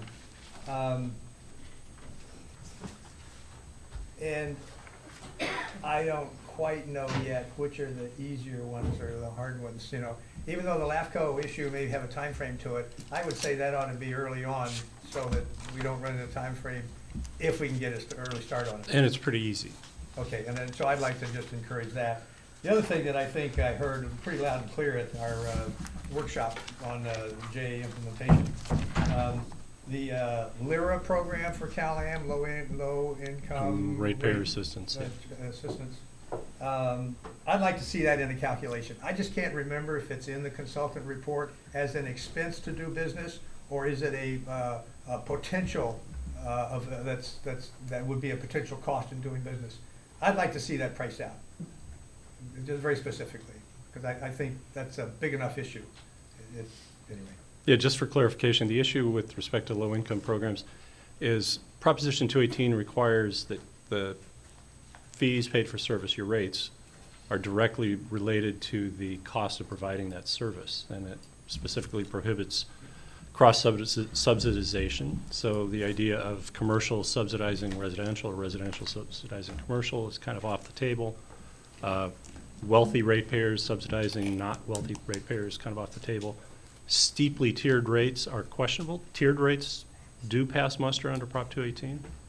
And so in our case, depending on where the rate structure even is at the point in time that this happens, it could still be steeply tiered. It could be a less tiered block rate structure. We don't know. So some of the rate study analysis is very hypothetical, just based on, you know, if rates look like this, then what do they look like? On low income, it goes back to the subsidy issue. However, we have other means, primarily our property tax receipts, that are not subject to that prohibition, and so we can subsidize a program. So the CFO's already done a very good job of a kind of a preliminary count as to can we make a low-income program work. But you need to be able to look at it and say, well, if this is one of the arguments that, you know, you won't be able to offer a low-income program under Prop 218, we need to be able to answer that question. And so that's the goal, part of that. I just didn't remember whether it was an option to be looked at, or is it going to be specifically looked at? I would like it specifically looked at. It's going to be specifically looked at. It was not even in the consultant's report, other than on a couple of presentations we said these are issues and that need to be addressed. Thank you. Any other directors with comments? Yes. Dave, we're gonna make sure that we're not using property tax in this. That's one thing that's been put out there, and I wanna make sure that we're not using property tax in there. And I'd like you to prepare a presentation for the city of Seaside, where we're going with this. Mm-hmm. They would like to know how is it feasible to them. And we have low income over there, and I have a citizen over there that came to our November 12th meeting and said that each household will be paying $38,000, scaring folks. So we need to go over there and clear that up. How we gonna pay for this off our water bills, no property taxes. So, thank you. One more question. So all this upfront money, where are we taking that from? So, you know, when we put this together, we specifically didn't, well, in our budget, we did budget from reserves, but when we, last year's budget had nothing in it, and we started spending some money just internally, but not very much. So all of the expenditures to date, the real, 99% has been coming from allocated reserves of the district in the current budget cycle, because our projects pretty much took all of our current revenues. I mean, you could flip them and say, okay, one of our current projects is being funded by reserves, but basically it's reserve funding. I don't know. It was a balanced budget, and we basically balanced it out with the $650,000 in the expenditure line. And so what is the reserve? And it's a little over $9 million right now. Minus, the 650 we spent No, minus? that's all encompassing and also it takes, sorry. Yeah, so that $9 million actually includes all of the $650,000 that was budgeted for.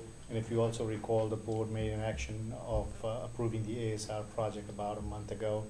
So taking that into account as well, which was taking out about $2.5 million from the reserve. So Yeah, so the doing right all way that to say it then- is not includes, but excludes. So the commitments to this are already accounted for separately. So the 9 is kind of presently available. So they've already been subtracted and we're left with 9 million? Yeah. Correct. And then we subtract the rest of this. When we get, at our next meeting, we'll have numbers for all these Yeah. additional? Yeah. Okay. But just, again, just a point of clarification. So you said it balanced, but really it didn't balance. You had to take from reserves to cover the cost. Correct. Okay. So it wasn't balanced. Yeah, it's the way my kids balance theirs. Bank of Dad.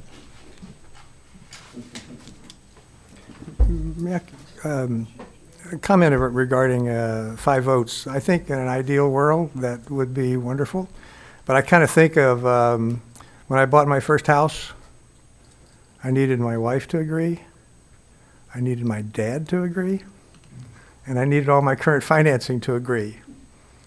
And being interested in it and checking out all the numbers and so on was one thing, and then you make a decision that, yes, you're going to go forward. And so it's an evolving process. You get more information, you get more comfortable with it, you get more committed to what that represents as an asset or ownership or responsibility or accountability or whatever it is. And so I just think this is a large scale, buying a home. We're going to not rent anymore and buying a home. How do you go through that process to make a big money decision? And if you get caught up on the front end costs, you'll never get to the big decision. So I'm just hoping that we kind of find a way to kind of keep looking at the long-range goal, and if it fits, then we can go forward. If it doesn't fit, we can make that decision too. But Well, I anyway. just want to make sure that the upfront costs are included as part of the total cost. Yes, I agree with that. Yeah. And depending on time, well, 2 things. One of the reasons I brought it to you this way is my suspicion is that if you just made your decision based on Tuesday night, there would be some of you who said, let's forge ahead. There's some of you who say, I'm kind of interested. I need to know more. It's the process of knowing more. It may not matter for some of you, but it may matter for others. That being said. Madam yeah. Chair, I have to jump in there. Yeah. You do not have the ability to say, yes, we're going forward. You have the ability to say, yes, we want more information. Yeah. You have the ability to pull the plug, but none of you has the information necessary to make the findings to say that we are going to proceed. Yeah. That's not before you, and Yeah. you should not be making that decision whatsoever. The question is, do you want more information, or are you satisfied that you want to say no? I think we were trying to clarify what the information is and what it's going to cost us. Right, and the second piece I was going to tell you is you will have the option, depending on the passage of time, how much time's passed, to reimburse the reserves that are spent for this so that it goes into the purchase price. Also, we heard from a speaker who said it's only going to get bigger. A number of the things that add on top of the value of the company were regulatory asset accounts and balancing accounts that are actually in decline with the passage of time. So as time goes out, there are things that will be, call it retired and no longer add-ons to the purchase price. But there may be other things that materialize that we're unaware of right now. So it's really, an effort to figure out what the assets are worth and then what these other accounts are worth and what you're going to be on the hook for.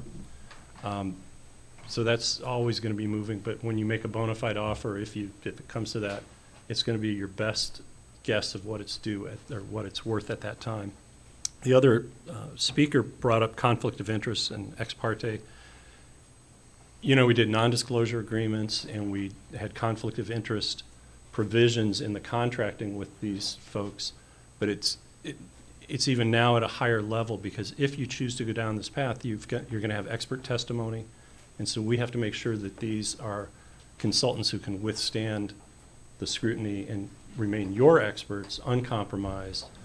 So conflict of interest becomes even that much more important. going in, especially as you know, if you do go forward, then you're into depositions and discovery and a whole variety of things. So it's critically important that we're really good about those kinds of things. So December 16th, at our next board meeting, are we gonna be voting on something Yeah, well, to move ahead? That's why I wanna make sure that the public know and that we know that on December 16th, next board meeting, we're gonna decide if we're gonna forge ahead. So I don't know how big If I a may, room. Say again.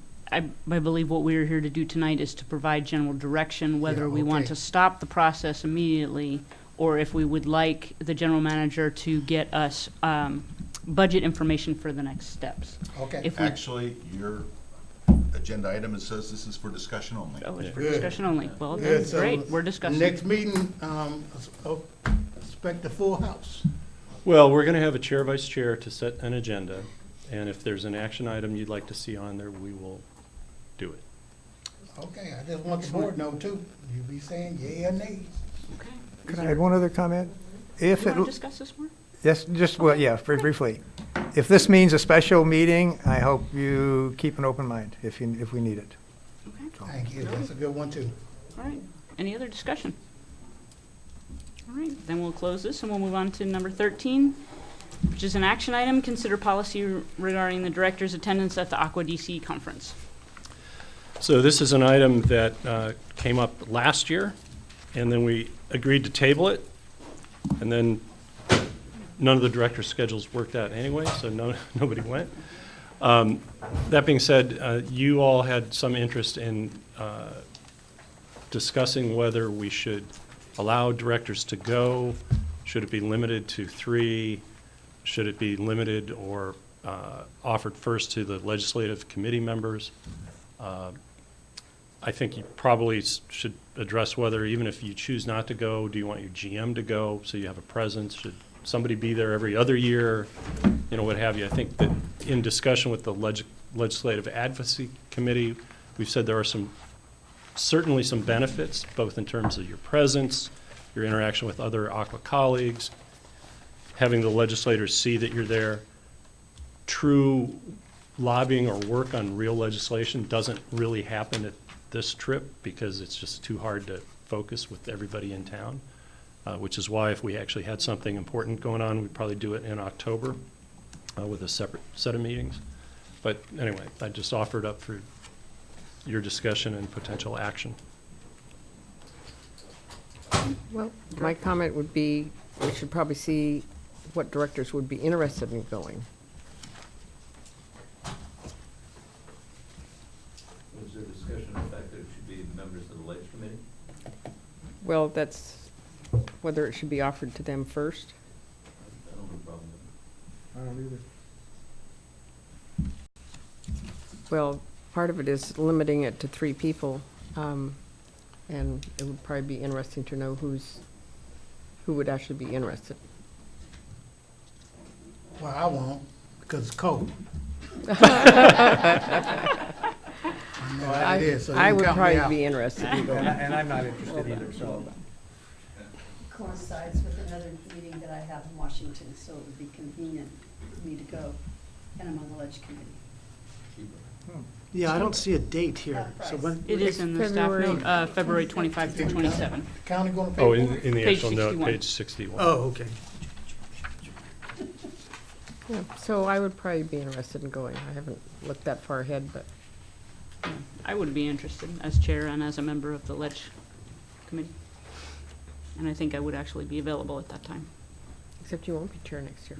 Oh, you're right. Wow. You You're can right. I'll still- take that back. You still can go.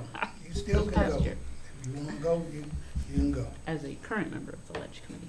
Yeah, there you go. So, Madam, I actually think there's a value to attending these conferences, both from an update standpoint on what's going on nationally, but also from a collegial standpoint for directors to be able to go back, talk to the legislators, go ahead and actually participate in national dialogue about what's going on in water.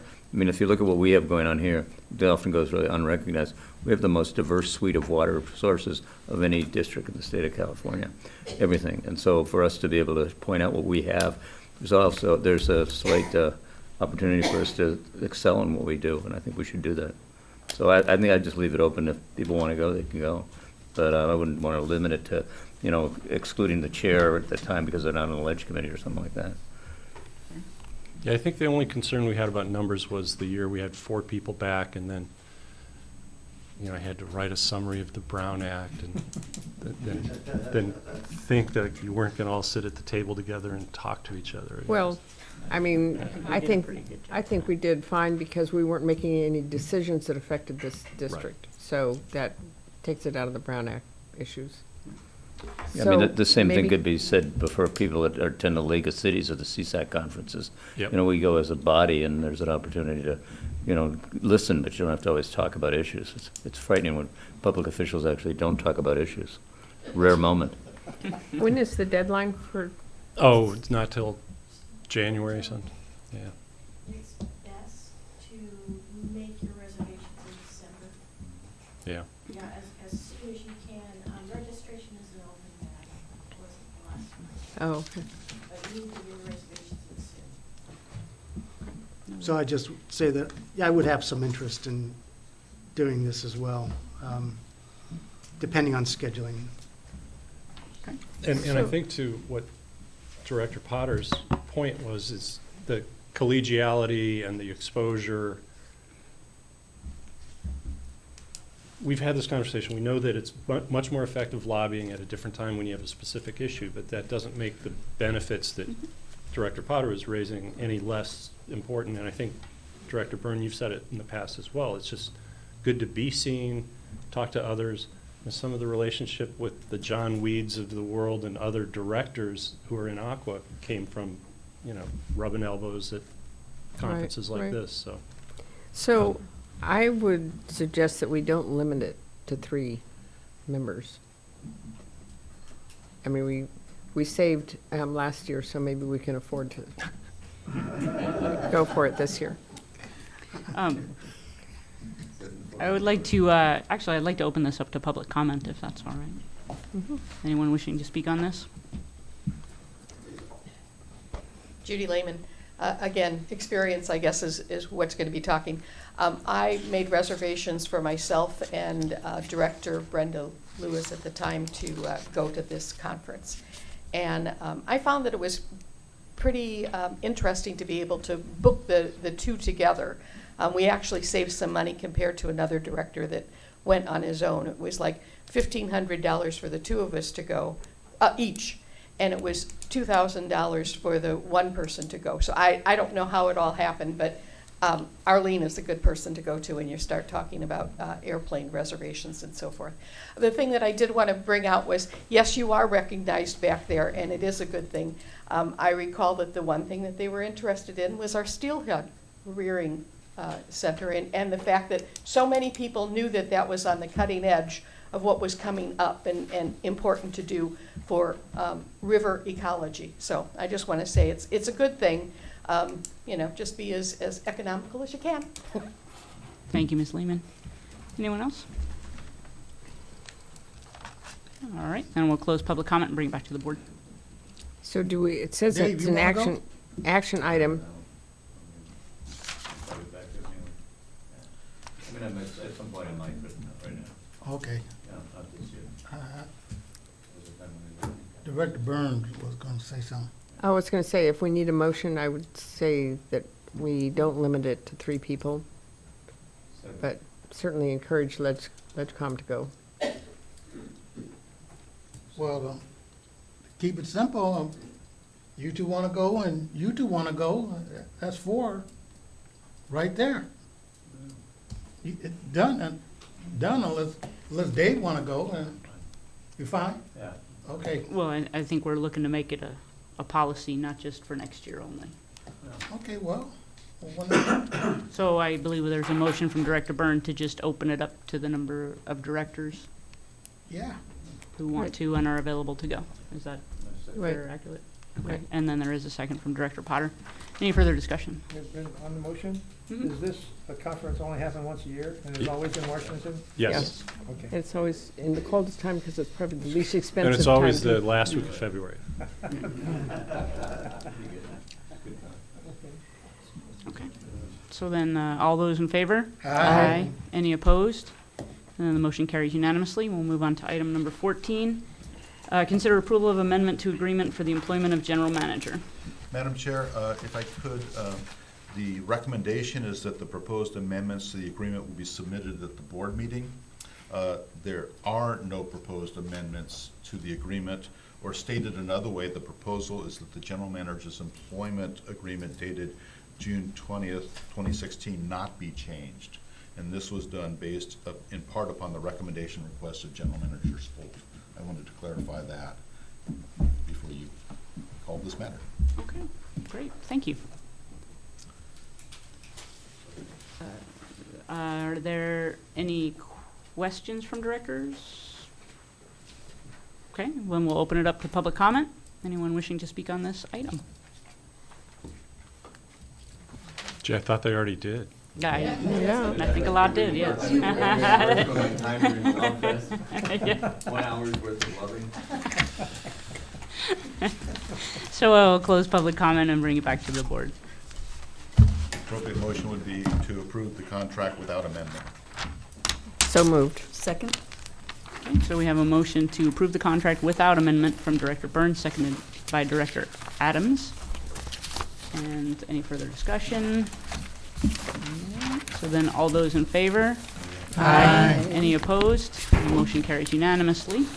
There are additional staff reports, so on and so forth. If there's nothing else, then we stand adjourned.